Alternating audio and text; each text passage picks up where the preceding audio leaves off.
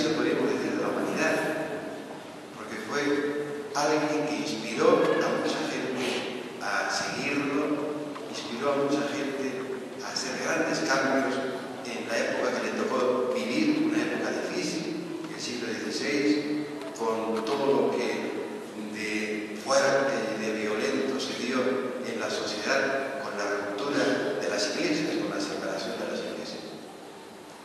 Ignacio fue el menor de 3 hermanos, 13, y quedó huérfano pues al poco tiempo de nacer.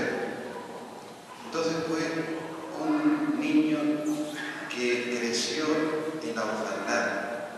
Y quizás eso fue algo que le marcó durante toda su vida.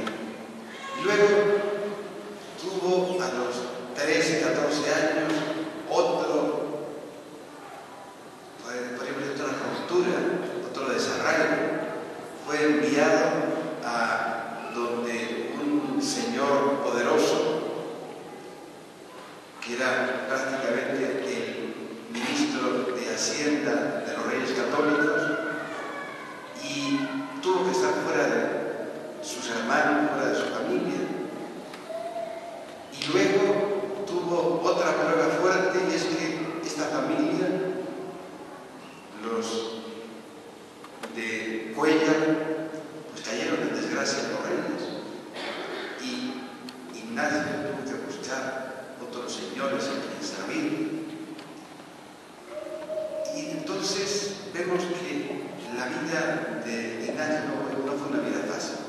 Desde chiquito tuvo problemas y fue forjando un carácter fuerte, un carácter, pues ¿cómo podemos decir?, forjado en el sufrimiento, en el dolor, y al mismo tiempo supo ser un joven alegre, un joven fiestero, jardanero, y que tenía pues varias chicas por el medio y varios compañeros de juergas y de tragos.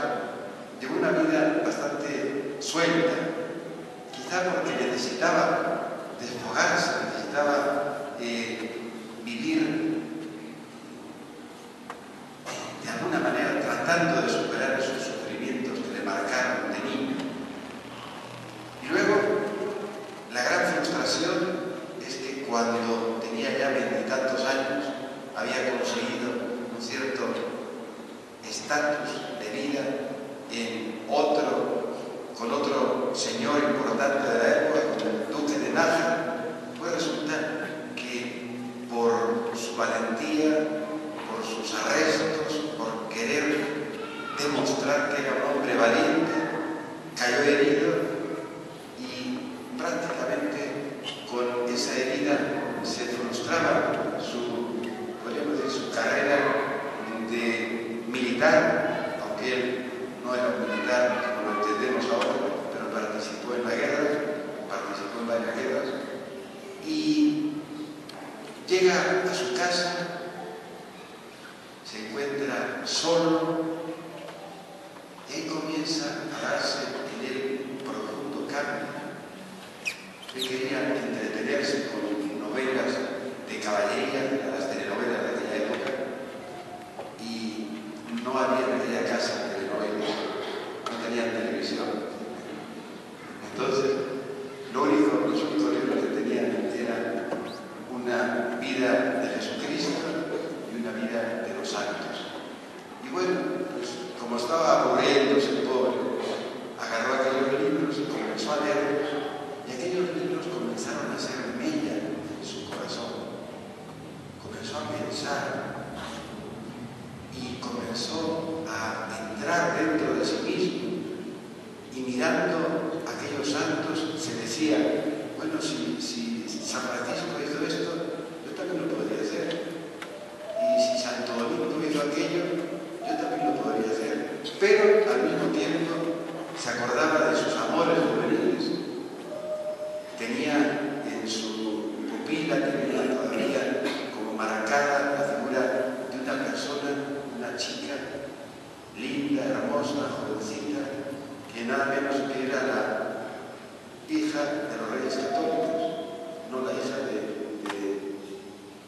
Juana la loca.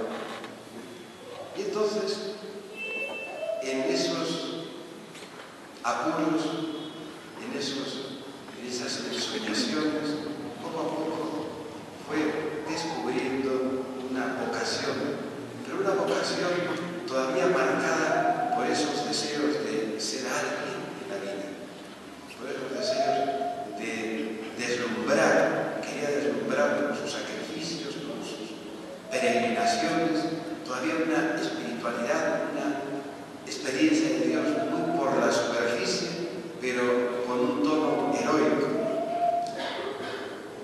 Y es así como se va en peregrinación, llega a Montserrat, hace allá la vela de Nuestra Señora, como se hacía la vela de los señores cuando iban a ser investidos caballeros, y luego, en vez de seguir su camino hacia Jerusalén, como quería ir, fue a Manresa, como la casa de ejercicio que tenemos allá en Alfonso Garza, se quedó en este pueblo de Manresa y allí tuvo una experiencia que sí cambió su vida completamente.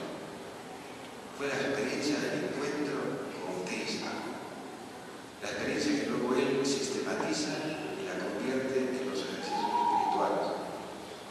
Una experiencia de encuentro con el Señor que le cambia, que le transforma, que le enamora, que le apasiona.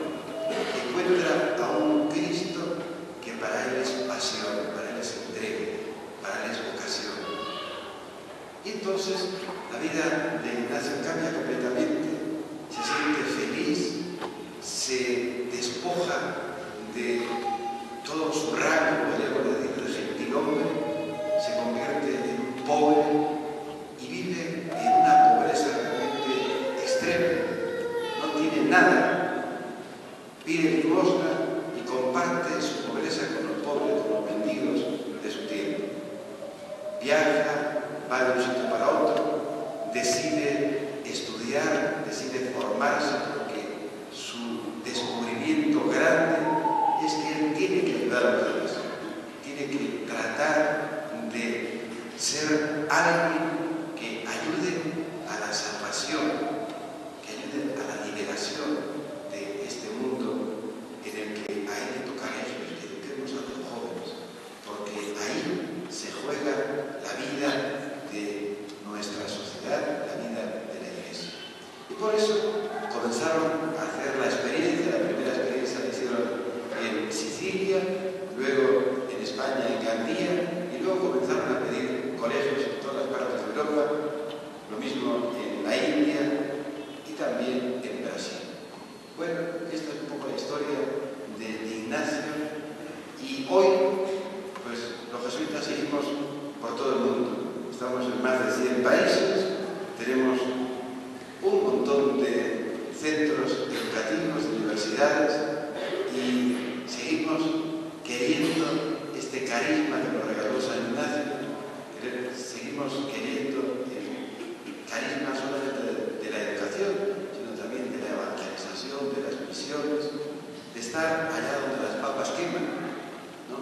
Porque como nos decía el Papa Pablo VI, allá donde hay cruces de culturas, allá donde hay problemas, allá donde hay dificultades, allá estamos los jesuitas, porque nuestra misión es servir a la Iglesia donde sea. Ese es nuestro cuarto voto, el voto que hacemos de obediencia al Papa, y a pesar de que tenemos muchos problemas con los papas, hemos tenido a lo largo de toda la historia muchos problemas con el Papa, pero somos fieles a él, somos obedientes